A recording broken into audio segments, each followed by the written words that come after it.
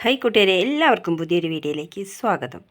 അപ്പോൾ ഇന്ന് ബേബി ഹൗസിൽ നടക്കുന്നത് ആസിഫ് അലി, നമ്മുടെ സീസൺ 6 അർജുൻ, അതുപോലെ തന്നെ അപർണ ബാലമുരളി, ജിത്തു, ഇത്ര പേര് ബേബി ഹൗസിലേക്ക് വന്നിട്ടുണ്ട്. അപ്പോൾ പറയുന്നത് നമുക്കൊരു സിനിമയുടെ തിരക്കഥ എഴുതിയാലോ എന്ന് ചോദിച്ചുകൊണ്ട് ആണ് പരിപാടി തുടങ്ങുന്നത്. അതിൽ 3 ടീമായിട്ട് തിരിക്കുന്നുണ്ട്. ഈ 3 ടീമുകൾ ഏറ്റവും നന്നായിട്ട് എഴുതിയിട്ടുള്ള ടീമിനെയായിരിക്കും തിരഞ്ഞെടുക്കുക. അപ്പം അതിന് വേണ്ടിയിട്ട് കഥ എഴുതാൻ തുടങ്ങി. അങ്ങനെ അനീഷിൻ്റെ ടീമിൽ തന്നെ നമ്മുടെ ഷാനവാസും ഉള്ളത്, അതിൽ അക്ബർ ഒരു ടീം. അങ്ങനെ 3 ടീമുകൾ തമ്മിലുള്ള ഒരു മത്സരം നടന്നുകൊണ്ടിരിക്കുകയാണ്. ഈ മത്സരത്തിൽ ആരായിരിക്കും ജയിക്കുക? ആസിഫ് അലി ബേബി വീട്ടിലേക്ക് കടന്ന അപ്പോൾ തന്നെ അനീഷിനെ കെട്ടിപ്പിടിച്ചുകൊണ്ട് പറയുന്നുണ്ട്, ഞാൻ കണ്ടു, കണ്ണടച്ച് കിടക്കുന്നത് ഞാൻ കണ്ടു, കണ്ണടച്ച് കിടക്കുന്നത് ഞാൻ കണ്ടു എന്ന ആ ഡയലോഗ് പറയുന്നുണ്ട്.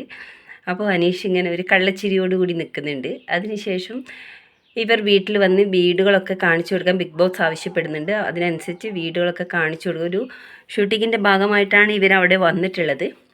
അതിനുശേഷം ഇവർ ഈ കഥ എഴുതി കഴിഞ്ഞ് അതിൽ അനീഷിൻ്റെ ടീമിനാണ് ഫസ്റ്റ് കിട്ടിയത്. അനീഷ് അവിടെ കിടന്ന് തുള്ളിക്കളിക്കുന്നത് കാണുമ്പോൾ നമുക്ക് തന്നെ അറിയാതെ ഒരു ഇഷ്ടം വന്നു പോവുകയാണ് അനീഷിനോട്. ഇത്രയും ദിവസം എന്താ പറയുക, ഒരു രൗദ്രഭാവത്തോടെ നിന്നിരുന്ന നമ്മുടെ അനീഷ് ഇപ്പോൾ ഒരു പൂച്ചക്കുട്ടിയായി മാറിയിരിക്കുകയാണ്. അതിൻ്റെ മെയിൻ കാരണം എന്ന് പറയുന്നത് നമ്മുടെ ഷാനവാസ് തന്നെയാണ്. ഷാനവാസ് ആദ്യമേ പറഞ്ഞിട്ടുണ്ട് ഇവനെ മെരുക്കിയെടുക്കുമെന്നുള്ളത്. എന്തായാലും അനീഷിനെ ഇപ്പം എല്ലാവർക്കും ഇഷ്ടപ്പെട്ടുകൊണ്ടിരിക്കുകയാണ്. പക്ഷേ ഇന്ന് നോമിനേറ്റ് ചെയ്ത സമയത്ത് ആരെയും കുറിച്ച് വാക്കുകൾ പറഞ്ഞു അനീഷിനെ കുറിച്ച്. അത് പക്ഷേ ഒരു വിഷമകരമായ കാര്യമായിട്ടാണ് തോന്നിയത്.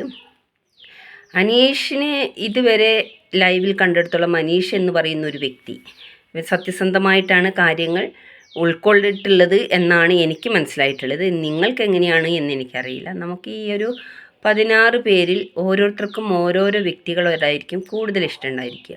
അതിനനുസരിച്ചായിരിക്കും ഓരോരുത്തരും വീഡിയോ ചെയ്യുന്നതും കമൻറ്റ് ചെയ്യുന്നതും ഒക്കെ. ഞാനിതിൽ എല്ലാവരെക്കുറിച്ചും ഞാൻ പറയാറുണ്ട്, ഒരാളെക്കുറിച്ച് എടുത്തു പറയാറില്ല.